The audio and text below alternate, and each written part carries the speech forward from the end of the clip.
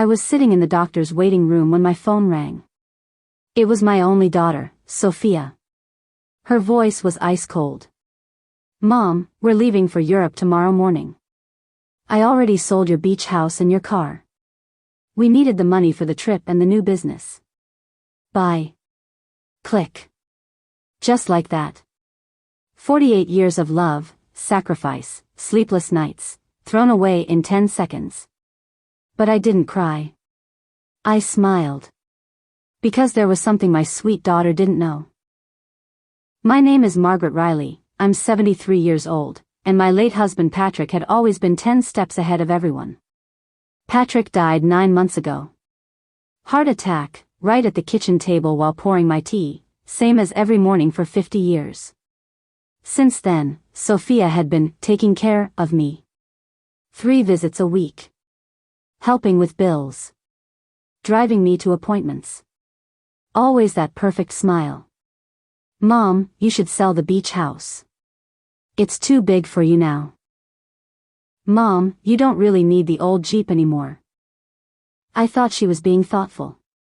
Turned out she was counting. The beach house was our family's heart. Patrick and I bought it with overtime and second jobs when Sophia was 12. Every summer we filled it with laughter, barbecues, her friends, later her husband Mark and their 2 kids. I cooked, I cleaned, I made memories. And the Jeep, that rusty green Jeep, was Patrick's baby. He polished it every Sunday, rain or shine. His smell still lived in the seats. Sophia thought she left me with nothing. She was wrong. 3 days before Patrick died, he pressed a thick brown envelope into my hands. "Peggy, love, put this in the top drawer. If anything happens to me, open it when you're ready. Not before." Grief swallowed me whole after the funeral. I forgot it even existed. Until that phone call. I went home, opened the drawer, and there it was.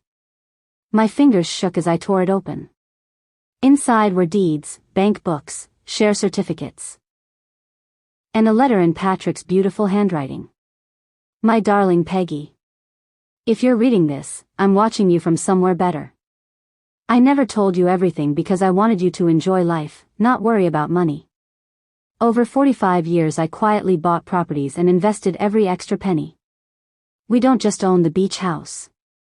We own 9 others, including the luxury building where Sophia and Mark live rent-free on the top floor.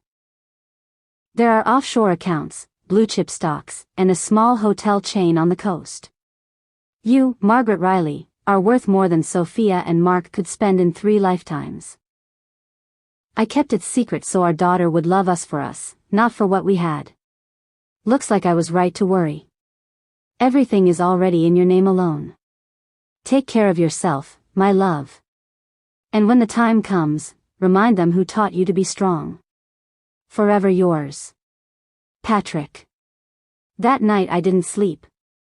I walked through our little house touching every photo, every memory. Sophia had always rolled her eyes at our old-fashioned furniture.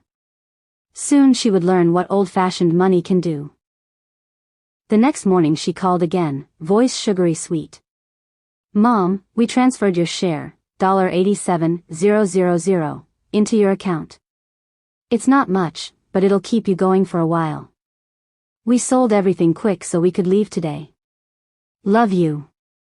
87,000.